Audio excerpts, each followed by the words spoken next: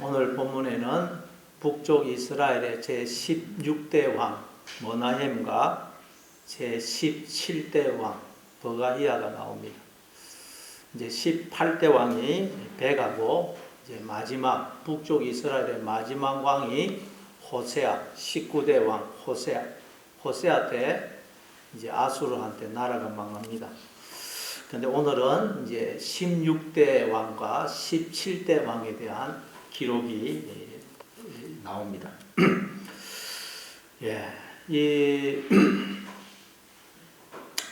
오늘 보면 이제 하나님 앞에서 예후를 북쪽 이스라엘의 왕으로 세우죠.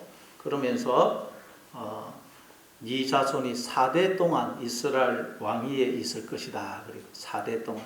그래서 예후 다음에 이제 여호, 아하스, 요아스, 여로보암, 미세, 스가랴. 이 스가랴가 왕이 됩니다. 그래서 이제 이 스가랴가 왕이 되어 6개월 동안 다스릴 때에 살룸이 반역을 일으켜서 스가랴를 죽이고 왕이 돼요. 그게 앞에 보면 8절부터 15장 8절부터 10절에 나옵니다. 그리고 이제 살룸은 한 달 동안 왕이 되어 다스리다가 역시 반역을 일으킨 머나헴에 의해서 죽고 이제 머나헴이 왕이 돼요. 그게 13절에 나오죠.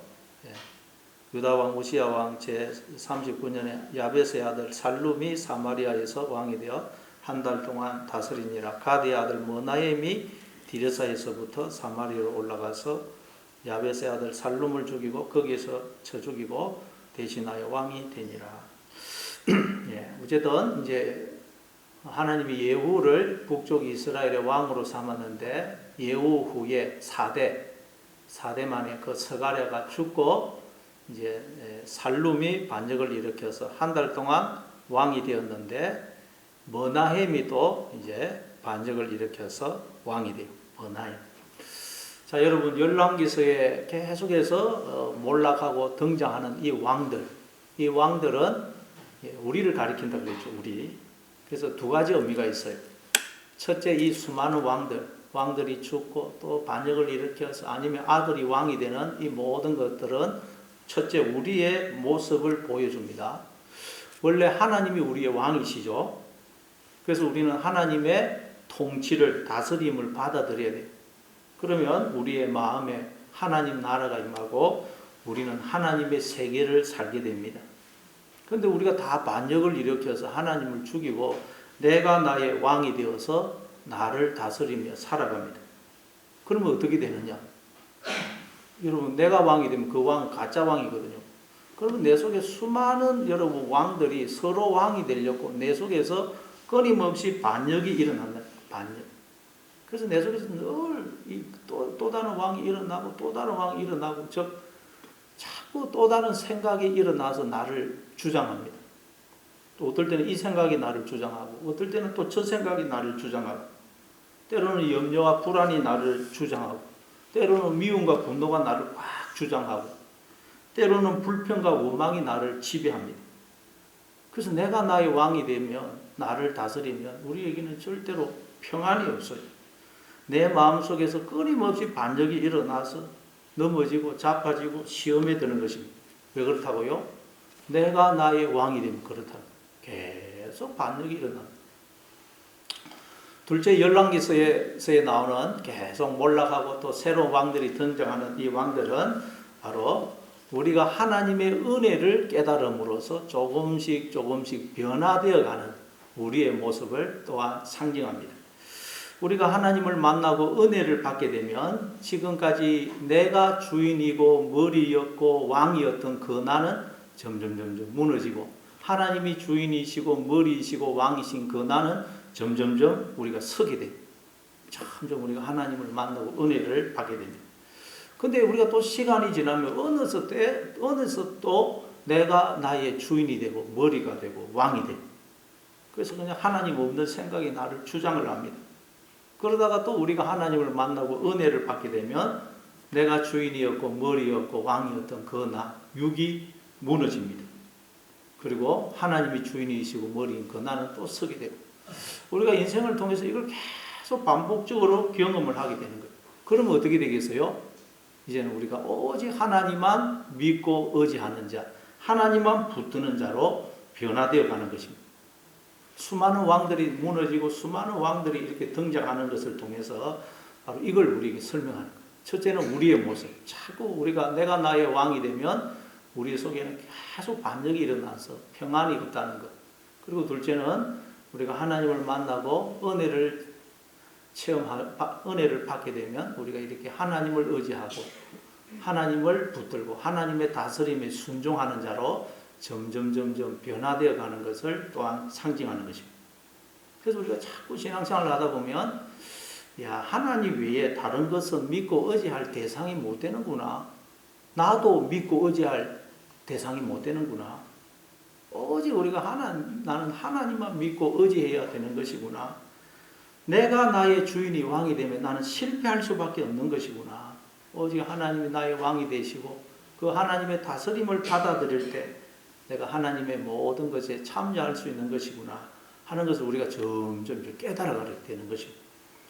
그래서 나중에 보면 북쪽 이스라엘도 망하고 남쪽 유다도 망합니다. 예, 내가 주인이고 왕이 그 나라는 완전히 망해. 그래서 신약에 오면 예수님이 만왕의 왕으로 등장하시는 거예요. 만왕의 왕. 내가 나의 주인이 되고 왕이 되면 그 나는 망할 수밖에 없다는 걸 깨달아야 돼요. 그래서 우리는 하나님을 나의 주인으로 왕으로 모시고 그분의 다스림에 순종하고 그래서 이해가 안 되어도 감사하고 이해가 안 되어도 하나님의 그 뜻에 순종하는 자가 되어가는 것. 그게 여러분 우리의 인생이라는 것. 그래서 우리가 이 열왕기서에 나오는 왕들을 대할 때 이걸 늘 염두에 두어야 됩니다. 염두에 두고 우리가 이 열왕기서를 이해를 해야 됩니다. 그래야 이 열왕기서가 복음으로 우리에게 다가오는 것입니다. 자, 그러면 오늘 이제 북쪽 이스라엘의 16대 왕 머나헴에 대해서 한번 살펴보겠습니다. 머나헴 17절부터 우리 한번 22절까지 다시 한번 읽어보겠습니다. 같이 읽습니다. 시작. 유다 왕 아사라 제39년에 가디의 아들 머나헴이 이스라엘 왕이 되어 사마리아에서 10년간 다스리며 여호와 보시기에 악을 행하여 이스라엘로 범죄하게 한 느바시 아들 여로보암의 죄에서 평생 떠나지 아니하였더라.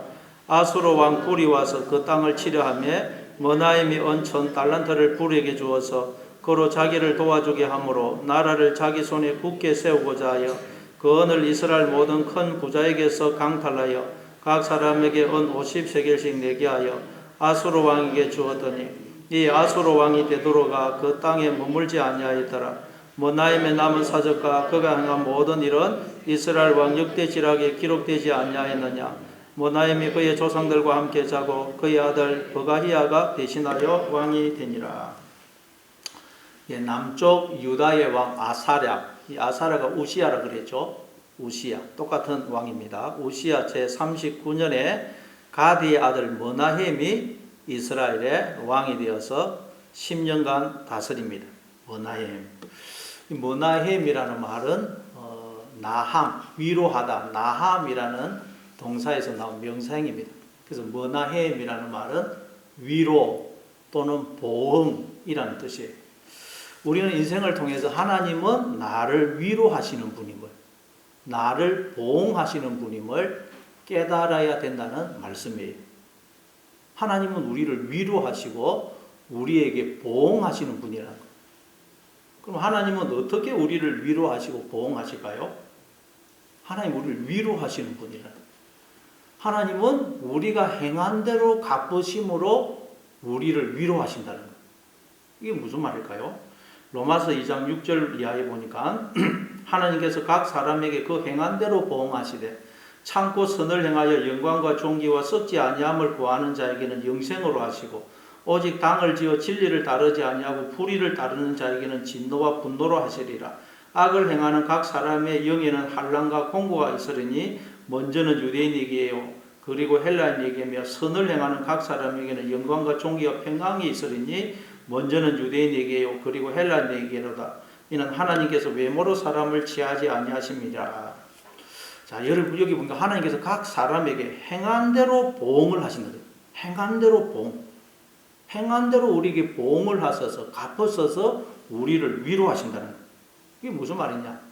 자, 우리로 하여금 자꾸 이제 인생을 통해서 이해가 안 되어도 하나님께 감사하고 하나님의 뜻과 인도하심에 순종하면서 살면 영광과 존귀와 평강이 있지만, 당을 지어서, 즉 내가 나의 주인이 머리가 되어서 내 고집대로, 내 뜻대로, 내 성질대로, 내 주장대로 살면 진노와 분노와 환난과 공고가 있는 것이구나 하는 것을 우리로 계속 인생을 통해서 하나님이 경험하게 하시고 깨닫게 하시고 확인하게 하셔서 내가 주인이고 머리인 그 나는 무너지게 하시고, 하나님이 주인이시고 머리이시고 왕이신 그 나는 점점 우뚝 서게 하심으로 우리를 위로하신다는 거예요.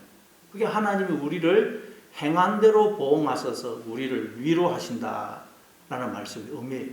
내가 나의 주인이 되면 거기에는 평강이 없고 환난과 공고가 있고, 하나님이 나의 머리가 되시고 그 하나님의 다스림에 순종해서 이해가 안 되어도 감사하고 이해가 안 되어도 순종하며 살면 거기에는 평안이 있고 기쁨이 있고 감사가 있다는 걸 깨닫게 해서 우리로 하나님의 그 다스림에 순종하는 자가 되게 하심으로 우리를 위로하신다는 거예요. 그게 행한 대로 보응하셔서 우리를 위로하신다, 그런 말씀입니다. 우리는 자꾸 내가 나의 주인이 됩니다. 머리가 돼요. 내 성질대로 고집대로 하는데, 그러면 거기에는 평안이 없다는 것을 하나님이 깨닫게 하시는 거예요. 하나님의 그 다스림에 순종할 때만 거기에만 평안이 있구나, 감사가 있고 만족이 있구나, 인생을 통해서 계속 깨닫게 하셔서, 그래서 하나님의 다스림에 순종하고 이해가 안 되어도 감사하고 순종하는 그런 우리로 만들어 가심으로 하나님이 우리를 위로하신다. 그게 여러분 머나헴이라는 이름에 담긴 의미예요. 그걸 이제 머나헴을 통해서 설명하는 거예요. 자, 그래서 이제 머나헴이 왕이 되었는데 여호와 보시기에 악을 행하여 여로보암의 죄에서 평생 떠나지 아니하더라. 여로보암은 북쪽 이스라엘의 초대 왕이죠. 이 여로보암이 북쪽의 왕이 되므로 그 유대 나라가 북쪽 이스라엘과 남쪽 유다로 갈라집니다. 이 여로보암의 죄는 자기가 왕이 아닌데, 자기는 정통 왕이 아니에요. 다윗의 후손도 아닌데 자기가 왕이 되므로 이스라엘을 두 조각 내게 한 사람이 여로보암입니다. 그러니까 이 여로보암의 죄는 뭐겠어요? 우리는 왕이 아닙니다. 하나님이 우리의 왕이시고 머리이시고 주인이신데 우리가 다 반역을 일으켜서 내가 나의 주인이 되고 왕이 되어서 늘 내가 나를 다스리며 사는 그 죄, 그 죄를 여로보암의 죄라 그런 거예요. 그런데 머나헴이 그 여로보암의 죄에서 평생 떠나지 않더란 거예요. 그럼 우리도 마찬가지. 우리도 여러분 평생 이 죄에서 떠날 수가 없다는 거죠. 우리도 돌아서면 그냥 틈만 나면 어느새 내가 나의 주인이 머리가 왕이 되어 있습니다.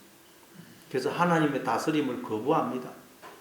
내가 모든 걸 판단해가지고 절망하고 염려하고 미워하고 정죄하고 그냥 낙심하고 불평 원망하는, 내가 왕이 되어서 모든 걸 다스렸어요. 그래서 기쁨이 없고 감사가 없고 평안이 없고 만족이 없어요. 그래서 우리를 하나님 어떻게 하신다고요? 그걸 깨닫게 하시는 거예요. 그게 행한 대로 보응하신다는 거예요. 내가 나의 주인이 되면 거기에는 만족이 없고 평안이 없고 감사가 없구나. 그걸 깨닫게 하시는 거예요. 우리의 눈과 귀를 열어주시고 깨우치시는 거예요. 그래서 우리로 하여금 애굽에서, 내가 주인이고 머리인 그 나, 애굽에서 무덤에서 우리를 나오게 하시는 거예요. 그게 뭐라고 그랬죠? 환난. 그래서 로마서 5장 3절에 보면 다만 이뿐 아니라 우리가 환난 중에도 즐거워하나니 환난은 인내는 연단은 소망을 이루는 줄 우리가 알미로다. 환난 중에도, 환난이란 뭡니까? 하나님이 우리의 눈과 귀를 여시는 걸 말해요. 깨우치시는 걸 말해요. 그래서 우리를 거기에서, 애굽에서 무덤에서 끄집어내시는 것. 그게 환난이다. 그래서 이 여로보암이 그 머나헴이 보니까 아수르 왕 불이 와서 그 땅을 치려 하더라 되어 있죠. 아수르 왕 불이 와서 그 땅을 치려 하더라. 원문을 직역하면 아수르 왕 불이 그 땅 위에 들어와 있더라 이렇게 되어 있어요. 문하임에 보니까 아수르 왕 불이 이스라엘 가나안 땅 안에 들어와 있더라는 거예요. 언제 들어왔는지 들어와 있더라는 거예요. 이 아수르 왕 불은 디글랏 빌레셀입니다. 여기 29절에 보면 나오죠. 29절. 이스라엘 왕 베가 때의 아수르 왕 디글랏 빌레셀. 이 디글랏 빌레셀을 또 이렇게 성경에 불이라고 이렇게 이야기를 하고 있습니다. 말하자면 우리는 내가 나의 왕이 되어 주인이 되어 살아가는데 하나님이 딱 눈을 열어주셔서 보니까 내 마음속에 이 나의 마음이라는 포도원에 언제 들어왔는지 뱀이 작은 여우가 들어와 있더니 작은 여우가. 그래서 내 마음의 포도원이 다 망가져서 내 마음의 기쁨이 감사가 만족이 평안이 없더라고요. 왜 이럴까? 하나님 눈을 열어주시는 게 뭔가 내 마음속에 여우가 들어있어요. 작은 여우가. 이 여우가 내 마음의 포도원을 다 망쳐놨더라고요. 그래서 보니까 내 마음에 기쁨이 없고 감사가 없고 만족이 없고 평안이 없더라고요. 이 여우를 쫓아내야 돼요. 여우. 우리 마음속에 몰래 들어온 이 뱀, 여우, 하나님 없는 생각 이걸 쫓아내야 돼요. 그래서 문하임은 어떻게 합니까? 은 1000달란트를 아수르 왕 불에게 주어서 자기를 돕게 하죠. 그런데 이 원문에는 보면 자기의 손이 되게 하더라 이렇게 돼요. 그럼 여러분 우리 속에 그 생각, 우리의 생각이 나의 머리가 되면 안 되고 우리가 하나님의 몸이 되고 지체가 되어야 된다는 말이에요. 자, 그런데 여기 보면 우리가 이 본문을 보면 이런 생각을 할 수 있어요. 아니 하나님께 기도해가지고 하나님께 도움을 얻어서 그 아수르 왕 그 디글랏 빌레셀하고 싸워서 이겨야지. 어떻게 돈을 주어서 그렇게 비겁하게 항복을 할 수 있느냐 그런 생각을 할 수가 있어요. 왜냐하면 뒤에 열왕기 18장에 가면 그 남쪽 유다의 왕 히스기야 때 아수르 왕이 쳐들어와요.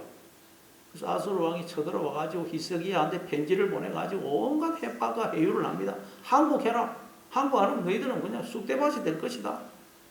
그러면서 막 계속 협박을 하고 해유를 합니다. 그때 히스기야 왕은 어떻게 하죠? 하나님께 기도하면서 절대 그 협박과 해유에 넘어가지 않습니다. 싸우지도 않고 항복하지도 않고 하나님은 어제예요. 그랬더니 하나님이 천사를 보내가지고 아수르 그 군대에 천사를 보내가지고 18만 5천 명을 죽입니다. 그래서 그 아수르 나라가 물러가게 해요. 그래서 우리는 이 문하임을 보면서 문하임도 히스기야 왕처럼 하나님께 기도해가지고 하나님께 도움을 얻어서 이 아수르 왕에게 싸우든지 아니면 하나님께서 이 아수르 나라를 물러가게 하시든지 그렇게 해야지 왜 돈을 줘가지고 이렇게 물러가게 하느냐 그런 생각을 할 수가 있습니다. 도대체 이 문하임의 이 행위가 잘한 것인지 못한 것인지 우리가 잘 판단이 안 서요. 근데 이사야서 10장 5절 6절에 보니까 아수르 사람은 화 있을진저 그는 내 진노의 막대기요 그 손의 몽둥이는 내 분노라 내가 그를 보내어 경건하지 아니한 나라를 치게 하며 내가 그에게 명령하여 나를 노하게 한 백성을 쳐서 탈취하며 노락하게 하며 또 그들을 길거리에 진흙같이 짓밟게 하려 하거니와. 여기 아수르 나라를 두고 하나님 뭐라 그러시느냐. 아수르 나라는 하나님이 당신의 자녀들, 백성들을 양육하기 위해서 들어서시는 막대기고 몽둥이라는 거예요. 몽둥이. 하나님이 자녀를 양육하기 위해서 들어서시는 막대기, 몽둥이. 심지어 나중에 이제 남쪽 그 유다를 바벨론 나라가 와서 그 멸망시키려고 그러죠. 바벨론 나라가 남쪽 유다를 멸망시키려고 그럴 때 예레미야 선지자가 뭐라고 그럽니까? 야, 너희들 바벨론 나라는 하나님이 우리를 양육하기 위해서 들어서시는 막대기다. 막대기. 그러니까 너희들은 바벨론 나라하고 싸우려고 하지 말고 항복해라. 포로로 붙들려 가라. 그래서 거기 가서 70년 동안 포로 생활을 하면 하나님이 너희를 다시 이 고국 땅으로 돌아오게 하실 것이다. 그렇게 이야기해요. 아니 선지자가 백성들한테 저과 싸워라. 목숨을 걸고 저과 싸워라. 나라가 있어야 가정이 있고 내가 있는 것이다. 그러니 죽기를 각오 싸워라. 그렇게 독려를 해야 되지 않겠어요? 근데 선지자가 뭐라고 예레미야 선지자는 저 바벨론 나라는 하나님이 우리를 양육하기 위해서 깨우치기 위해서 들어서시는 막대기다. 막대기. 싸우려고 하지 마라. 항복해라. 포로를 붙들려 가라는 거예요.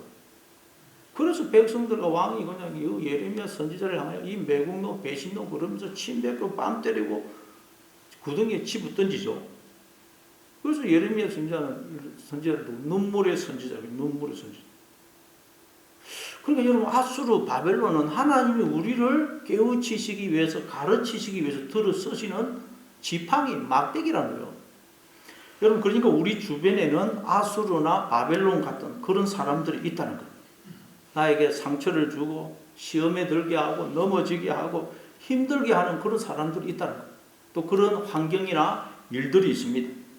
근데 그 사람들 또 그런 환경, 그런 일들은 하나님이 나를 깨우치기 위해서, 가르치기 위해서 들어 쓰시는 지팡이고 막대기라는 거예요. 물론 아수르는 그것 때문에 망합니다. 그러니까 우리는 부정적으로 쓰임을 받으면 안 됩니다. 부정적으로 쓰임을 받으면 안 돼요. 그러나 우리는 내 주변에 그런 사람들이 있을 때, 또 그런 일들이나 환경에 처할 때 어떻게 해야 되느냐? 아, 하나님이 저 사람을 해초리로 들어서 나를 깨우치고 있구나. 그렇게 생각이 된다. 나를 그냥 괴롭히고 힘들게 하고 자꾸 상처 주고 시험에 들게 하는 그런 사람 볼 때 우리는 아, 저 사람의 모습이 바로 내 모습이구나. 저 사람의 모습이 내 모습이구나. 내가 지금 하나님 앞에서 저러고 있지. 하나님이 저 사람을 통해서 나를 깨우치고 있구나 하고 생각을 해야 된다. 그러면 우리는 그 사람에 대해서 무슨 미운 마음도 없어지고 오히려 불쌍히 여기게 돼요. 불쌍히.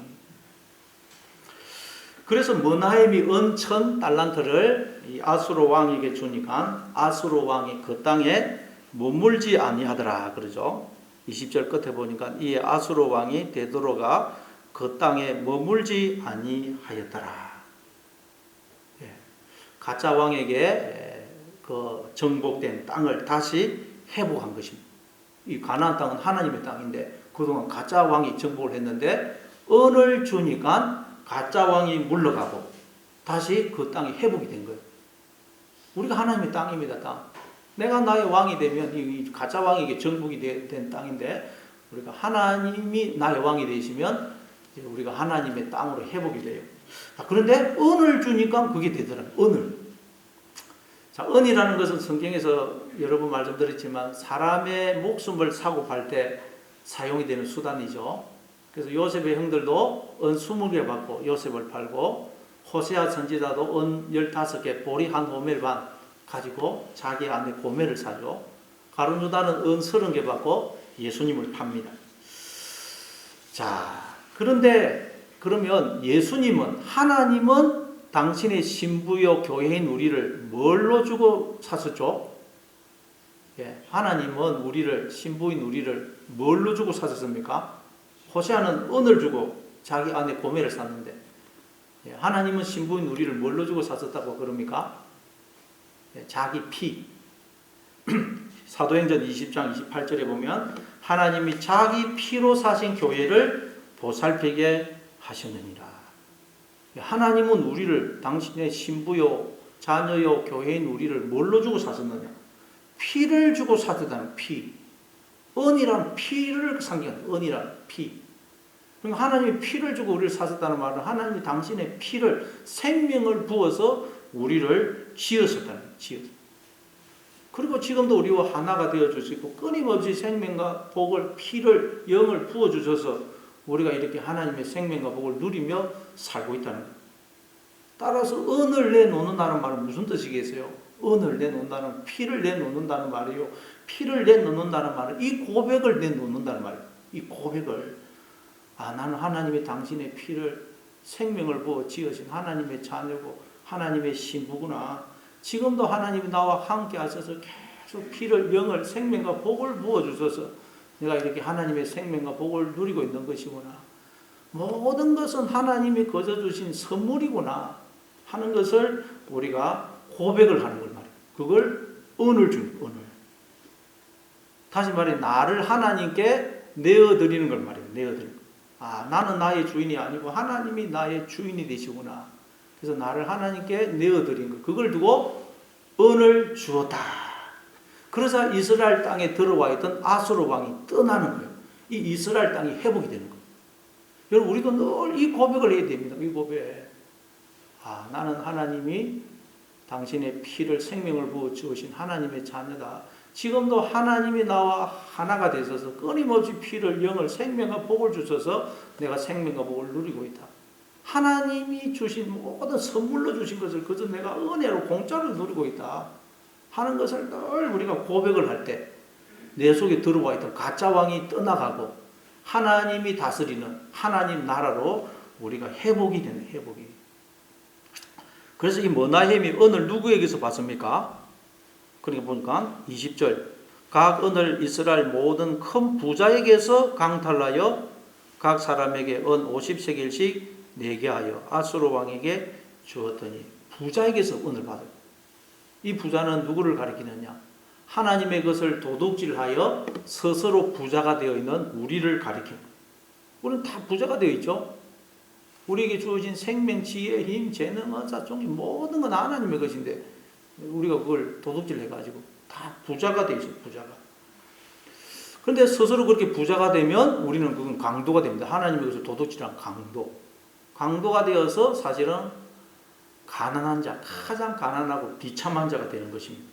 그래서 계시록 3장 17절에 보니까 내가 말하기를 나는 부자라 부요하여 부족한 것이 없다 하나 내 공고한 것과 가련한 것과 가난한 것과 눈먼 것과 벌거벗은 것을 알지 못하는도다. 내가 너를 권하노니 내게서 불로 연단한 금을 사서 부요하게 하고 흰옷을 사서 입어 벌거벗은 수치를 보이지 않게 하고 안약을 사서 눈에 발라 보게 하라.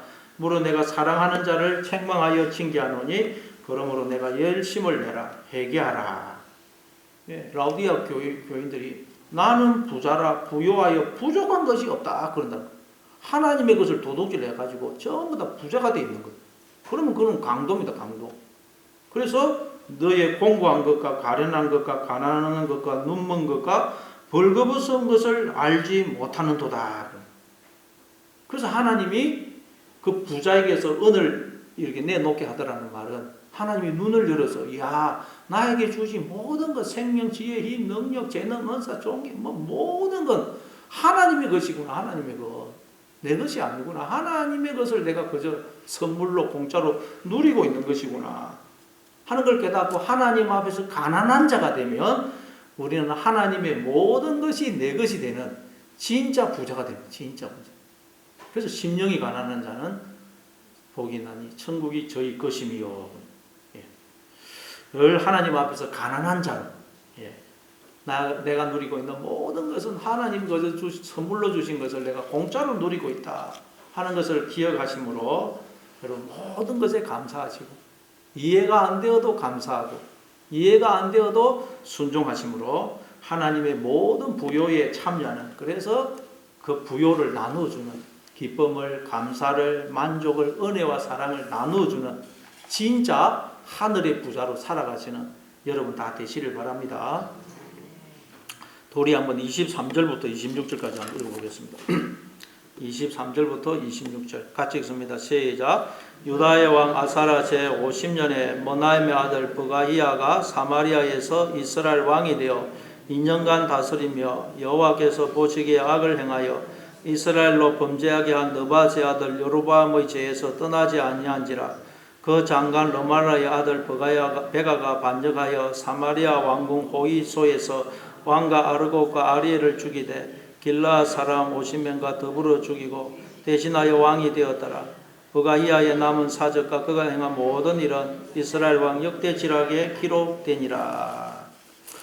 유다의 왕 아사랴 즉 우시야 제50년에 머나헴의 아들 브가히야가 사마리아에서 이스라엘 왕이 되어 2년간 다스리더라 그래. 근데 그도 역시 여로보암의 죄에서 떠나지 아니하더라. 이게 우리의 모습이에요. 우리의 모습. 우리는 죽을 때까지 이 여로보암의 죄에서 떠날 수가 없어요. 우리는 틈만 나면 돌아서면 어느새 내가 나의 주인이 머리가 왕이 되어 있습니다. 이걸 우리 늘 기억해야 돼요. 우리는 죽을 때까지 여로보암의 죄에서 떠날 수가 없는 자다. 죽을 때까지 죄인입니다. 그래서 선줄로 생각하거든 넘어질까 조심하라 그러죠. 나는 이만하면 됐다. 나는 이 정도면 됐다. 나는 너하고 다르다. 남과 다르다. 그러면 그 사람은 이미 넘어진 자라는 거예요. 넘어진 자. 여러분 사도 바울은 신앙생활을 하면 할수록 자기를 어떻게 인식하고 있습니까? 사도 바울은 고린도전서 15장 19절에 보니까 나는 사도 중에 가장 작은 자라. 나는 하나님의 교회를 박해하였으므로 사도라 칭함받기를 감당하지 못할 자니라. 사도 바울은 자기를 어떻게 인식하는? 사도 중에 가장 작은 자라. 사도라 칭함받을 자격이 없다고 그렇게 자기를 인식하고 있습니다. 근데 이것보다 뒤에선 에베소서 보면 또 자기를 어떻게 인식하느냐. 에베소서 3장 8절 모든 성도 중에 지극히 작은 자보다 더 작은 나에게 이 은혜를 주신 것은 청량할 수 없는 그리스도의 풍성함을 이방인에게 전하게 하시고 모든 성도 중에 지극히 작은 자보다 더 작은 나 그래요. 모든 성도들 중에 지극히 작은 자보다 더 작은 자. 그리고 여러분 사도 바울은 자기를 어떻게 인식했다고요? 성도들 중에서 제일 못난 사람보다 더 못난 사람. 나는 우리 교회 성도들 중에서 제일 못난 사람보다도 훨씬 못난 사람. 나는 꼴찌 중에 꼴찌야. 꼴찌 중에 꼴찌. 여러분 그렇게 자신을 인식하고 있습니까? 내가 우리 교회에서 제일 꼴찌 중에 꼴찌다. 제일 못난 사람보다도 훨씬 못난 사람이다. 여러분 그렇게 인식합니까? 마음속으로 아이고 내가 그래도 누구보다는 낫다. 그러고 있죠. 내가 니보다는 낫다. 내가 누구보다는 낫다. 그러면 아직도 우리는 나를 내 모습을 정확하게 본 게 아니라는 거예요. 더 나아가서 사도 바울이 말년에선 디모데전서 1장 15절에 보면 자기를 어떻게 인식합니까? 밑보다 모든 사람이 받을 만한 이 말이여 그리스도 예수께서 죄인을 구원하시려고 세상에 임하셨다 하였도다. 죄인 중에 내가 개수니라. 그러나 내가 긍휼을 입은 까닭은 예수 그리스도께서 내게 먼저 일절 오래 참으심을 보이사 후에 주를 믿어 영생 얻는 자들에게 본이 되게 하려 하심이라. 사도 바울이 나중에 신앙생활을 이제 오래 해서 말년이 되니까 어떻게 됐다고요? 나는 이제 이만하면 됐다. 이게 아니고 나는 죄인 중에 개수다. 죄인 중에 개수. 죄인 중에 우두머리. 여러분 자신을 그렇게 인식합니까? 죄인들 중에 제일 죄인 우두머리. 내가 죄인 우두머리랍니다. 그런데 죄인 중에 우두머리인 내가 구원을 받은 것은 첫째, 예수님이 죄인을 구원하러 오셨기 때문이고 둘째는 죄인 중에 개수인 나를 구원해서 세상에 보내어서 죄인 중에 개수인 나도 구원받았는데 왜 선생님이 구원 못 받겠습니까? 그런 메시지를 전하기 위해서는 주변의 사람들이 나를 보고 야, 저 사람도 절마도 구원받았는데 내가 왜 구원 못 받겠노? 그렇게 메시지를 전하기 위해서 죄인 중에 개수인 나를 구원했다는 거예요. 여러분 그렇게 생각합니까? 내가 갈 때마다 나도 구원받았는데 왜 선생님이 구원을 못 받겠습니까? 주변의 사람들이 나를 보면서 저 사람도 구원받았는데 야 그럼 나도 구원받겠다. 그런 메시지를 전하기 위해서 하나님이 죄인 중에 개수인 나를 구원해 주셨다. 여러분 죄인 중에 개수란 게 내가 죄인 중에 개수. 죄인 중에 개수인 내가 구원을 받았으니 무슨 할 말이 있겠어요? 죄인 중에 개수면 죽어야 되는데 영원히 지옥 가야 되는데 구원을 받았으니 그저 그냥 덜 미안하고 죄송스럽고 고맙고 감사하고 황송한 것입니다. 이게 성도의 자세랍니다. 왜? 우리는 여로보암의 죄에서 평생 떠날 수가 없어요. 틈만 하면 하나님께 반역을 행하고 하나님을 죽이고 내가 나의 왕이 되는 죄인 중에 개수거든요. 개수. 그래서 이 여로보암의 죄를 설명하기 위해서 거기에 보니까 버가히 23절에 보면 머나임의 아들 버가히야가 이제 그 왕이 됐는데 거기에 쭉 보면 2절에 보면 그 장관 25절에 보면 그 장관 르말라의 아들 베가가 반역하여 사마리아 왕궁 호이수에서 왕과 아르고가 아리엘을 죽이되 길라 사람 오셈과 더불어 죽이고 대신하여 왕이 되었더라. 버가히야의 장관 르말라의 아들 베가가 반역을 일으켜서 버가히야를 죽입니다. 여기서 장관이라는 말은 살리시, 호위병을 가리켜요. 호위병. 버가히야의 호위병이었던 르말라의 아들이 반역을 일으켜요. 여러분 호위병, 왕의 호위병은 왕이 자기의 안전과 생명을 다 맡길 정도로 가장 절대적으로 신임하는 사람 아닙니까? 경호원, 호위병. 그래서 다른 사람은 다 반역을 일으켜도 그 호위병은 끝까지 왕에게 충성을 하고 왕을 지키고 왕을 위해서 죽어야 될 사람입니다.